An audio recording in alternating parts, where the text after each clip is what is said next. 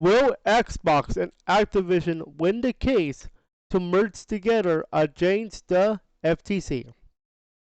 IGN asked the experts, and we're going to read the article and we will discuss. But before that, make sure you guys hit that like, subscribe, enable your notifications, especially for the next 2 weeks, because I'll be on vacation. However, I am keeping a very close eye on this case because when we come back from vacation, I will actually be seeing what we have because the judge is expected to rule before July 18. I will be back July 14 when I come back home. But I am keeping a very close eye on what happens. So make sure you guys hit that subscribe button. Let's take a look at this article and we will discuss. Will Xbox win the FTC trial? We asked the experts on IGN. Here's what experts are saying now that the Xbox case is finished. This was written by Shannon Liao on June 30th, 2023 at 4:41 p.m. Let's begin. If Microsoft could make a video game that was as successful as beloved by gamers such as Call of Duty, it wouldn't have been in the courtroom in late June. That's the core of the issue, according to economists, the San Francisco judge Judge Corley, and onlookers who await the judge's decision. Quote, "We wouldn't be here if Microsoft had created Call of Duty," Judge Jacqueline Scott Corley said to lawyers representing the FTC and Microsoft. "The law wants us people to make their own creative video game smash hits rather than purchasing them," according to the judge last Thursday. Shannon Lau then tweeted the following on Twitter, of course, and she said, "San Francisco judge, that's Corley, says that we wouldn't be here if Microsoft made Call of Duty itself. We're here because it wants to buy Call of Duty. We don't benefit from buying. We want to incentivize people to make their own COD-size hits." Microsoft lawyer, however, disagrees. And you can read this reply if you follow Shannon Liao. The article continues as follows. Corley is poised to make a decision within 2 weeks, July 18, on whether Microsoft can acquire Activision Blizzard for nearly $70 billion. Most experts IGN spoke to think that Microsoft is likely to win this case against the FTC, though a vocal minority disagree. The FTC and Microsoft declined to comment. Much of the FTC case hinges on Call of Duty, or what the judge called, quote, "a shooter video game," and that Microsoft did not make a video game that shot its way to success by itself, but is looking to buy one. Florian Eldner, associate professor of economics at the Yale University School of Management, explained to IGN that a key point in antitrust law is that, quote, "nobody can really say that you're doing anything bad if you're the one that organically grew into a dominant player." Quote, the quote continues, if you just make amazing games that then give you a very dominant market position, that's not illegal. That's perfectly fine." End quote. Eldner said, Sony's God of War was brought up in court as an example of organic success. Corley pushed the FTC on the possibility that some other game developer could come up with something better. If Microsoft brought up COD, he said, quote, "I'm trying to figure out why this emphasis is so much on Call of Duty. Isn't there an argument that will force someone to come up with another good annual game? After all, Mr. Kotick started from essentially nothing, but he was able to do it, right?" End quote. The FTC responded that Call of Duty was particularly successful, or as some have described it, a unicorn. It continues with the following. According to a June survey of 1,000 PC and console gamers by investment bank Jefferies, 38% surveyed wanted to play COD, followed by Fortnite at 29%, and Minecraft also at 29%. The majority, 31%, were looking forward to upcoming Call of Duty title, the most followed by Spider-Man 2, a PlayStation exclusive at 28%. And here is what else is continuing here. Microsoft economist Dr. Liz Bailey argued on the stand this week that COD was not unique, that the FTC's economist market definition was too narrow and didn't align with reality, and if the merger goes through, Activision games will become available on more platforms. Bailey analyzed the market and said that Nintendo was a competitor to Microsoft, to PlayStation, and Xbox. We will take a break there to discuss the first part, because this is going to be crucial as we continue this article. So far we learned that it's going to be a potential $70 billion deal if Microsoft and Activision merge. In addition to that, we learned that God of War was an example of a dominant market position that was brought up in court. Okay, and this was quoted by Florian Ediner, the professor of economics at Yale School of Management. Okay, so that's the first part of this article. Then we learn that when you look at the survey by the investment bank Jefferies of 1,000 PC players, we found out that 38% wanted to play Call of Duty, followed by 29% of Fortnite, and then 29% of Minecraft. And then also in that same survey, 31% were looking forward to the upcoming Call of Duty title, which is supposed to be Call of Duty 2023, followed by Spider-Man 2 at 28%. And then we talked about how the economist for Microsoft, Dr. Liz Bailey, argued that Call of Duty was not unique, that the FTC's economist market definition was too narrow. We are about to continue the article in a moment, but there is a point here about the merge that we need to talk about. If the merger goes through, Activision is going to be more available on more platforms, as this article continued, with Bailey analyzing that Nintendo was an actual competitor. Let's now continue the article to find out what else they're saying. It's in Microsoft's favor to argue that the market is larger, so that the company is seen less monopolistic, while it's in the FTC's favor to argue that the market is smaller. Most analysts IGN interviewed agreed that the judge was likely to rule in Microsoft's favor, and that a different outcome would take them by surprise. Quote, everybody knows that the FTC at the moment is very, very, very aggressive, editor said.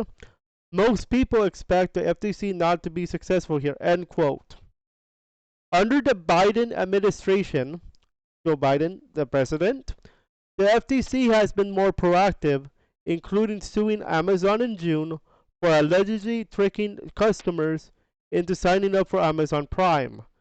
Quote, the Federal Trade Commission isn't bringing cases because they are likely to win, said Lee Harpner, a legal counsel at anti-monopoly advocacy group, the American Economic Liabilities Project. The quote continues, they are bringing cases that anticipate new frontiers of corporate dominance. Microsoft's ambition to create a monopoly in the fastest growing sector of the entertainment industry at a price that is 70 times more than the size of Facebook's acquisition of Instagram. End quote. Okay, let's continue. Microsoft acquires Activision Blizzard. The story so far. Not everything has gone Microsoft's way. The United Kingdom blocked the merger in April, citing cloud gaming as the reason. The FCC continued this line of argument during the hearing, saying that if consoles become obsolete in the future, they will be replaced by the cloud, where Microsoft holds the advantage. The FTC also had some evidence on its side, in particular two emails from Matt Booty, the head of Xbox Game Studios, from 2019 and 2021. In 2019, Booty wrote to Xbox Chief Financial Officer Tim Stewart that Microsoft could, quote, spend Sony out of business, end quote. Quote, the content is one moat that we have, Booty wrote in response to emails that were redacted from public view. He said that in 10 years the company would look back and say it would have been worth spending $2 billion or $3 billion in 2020 to stay ahead of the competition.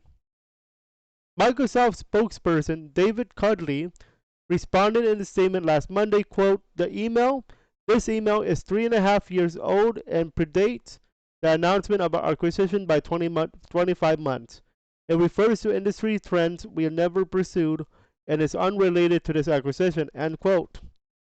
In a 2021 email, Booty wrote that there was no way, quote, that Xbox was going to pull its original games on competitor streaming or subscription service. Let's discuss this portion before we talk about what's coming up next for the case. So, in this portion, we learned that the FTC's the definition of the FTC was a little bit too narrow, according to Dr. Liz Bailey. We also learned that they're trying to see if it's going to be less monopolistic, while it's in FTC's favor to argue that the market is smaller. We also learned that the IGN interview was going to be more of Xbox going to win over FTC. But they said that Edler said that everybody knows that the FTC is very aggressive at this moment. Most people do not expect the FTC to be successful here. And then we also learned that under the Biden administration, the FTC has been proactive, and that they are suing Amazon in June for tricking customers to signing up for Amazon Prime. And then we learned that the email from 2019 and 2020 and 2021 from Matt Booty was actually predating the potential acquisition, because you're talking about 25 months ahead. Well, if you're talking about 2019 email. So was this fate? We're about to find out. The question is, what's next for the case? And we're about to continue the article.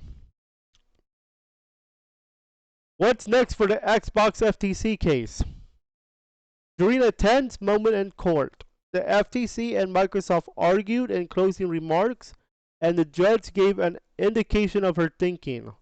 Quote, the merger is permanent. Judge, quote, FTC lawyer James Wrightington said repeatedly on Thursday, before he launched into an argument about how the deal would hurt Sony. Corley interrupted him. Quote, it's not the harm to Sony we care about, it's the harm to consumers. End quote. He said before calling for a break. The FTC versus Microsoft hearing is not only the first step in what could be a long, drawn-out process, depending on how the judge rules. If the FTC loses the hearing, it could immediately appeal the judge's decision and file to stop the court order. It could also choose to continue its case against Microsoft even if the merger is completed. As for Activision Blizzard, it would be paid a $3 billion breakup fee if the deal fails. And if completed, Activision CEO Bobby Kotick stands to earn roughly $400 million. The deal has a July 18 deadline. Microsoft and Activision could potentially negotiate if the judge rules against them. We have been avidly covering the trial and we will keep a close eye on the judge's decision. This could be a big case when it comes to video games, especially when it comes to the case of exclusives. What will be exclusive? What would not be exclusive? What would Call of Duty be part of it? And how cloud gaming is going to be the source. It could be very interesting as we move forward in the next 2 weeks. The next 2 weeks for this case, very crucial, as we get to see who would win this case. If you watch my earlier commentary about the case, if Xbox would win or FTC would win, we learned that if Xbox would win this case, then we learned that a lot of games like ZeniMax games would come to Xbox as a PC game, PC Xbox Pass, or PC exclusive to Xbox. So this case could be very interesting and very crucial to the gaming market space in the next 2 weeks. The next 2 weeks are very crucial for Xbox, Activision, and FTC. Who knows where this goes? And I have posted a poll on the YouTube and the Twitter. So if you guys want to vote on who you think is going to win, go ahead and vote on that. And today's question of the day for this commentary, and I think it's a very simple one. Who will win the case? FTC or Xbox and Activision? Let me know in the comments below, because this case has been an interesting one to cover, and I am ready to cover more like this in the very near future when our brand new look for Retroyuki Gaming comes out. I am excited for July 14 and July 18 in that matter too. Well, let's see. Let's see who wins. This could be the heavyweight fight of the year. We'll see you guys on the next commentary when we come back in July 14, 15. Because July 18 will be the big day. We'll see you guys very soon.